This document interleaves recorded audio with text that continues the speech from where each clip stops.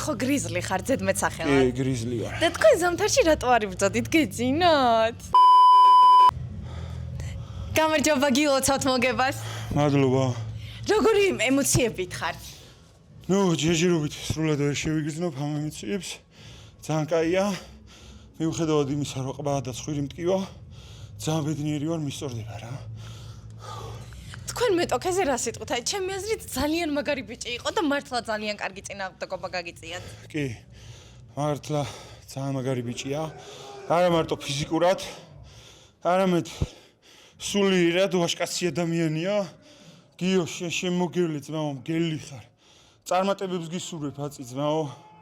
მინდა რომ აი ეს შენ სიმამაცე დაგიფასდეს. სხვა ბრძოლებში აუცილებლად წარმატებას მიაღწევ. ამ ცხოვრებაში უკვე გამარჯვებული ხარ ძმაო. იმის გამო რომ ჩემთან დადექი რინგზე და ესეთი წინააღმდეგობა გამიწიე რა.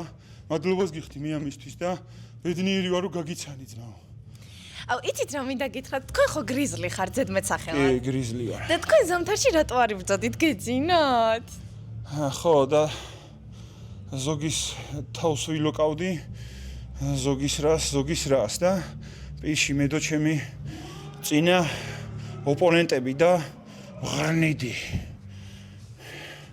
დიახ და იცით რა მინდა გითხრათ? არ ვიცი. თქვენ ხო თქვენ წონაში ჩემპიონი ხართ?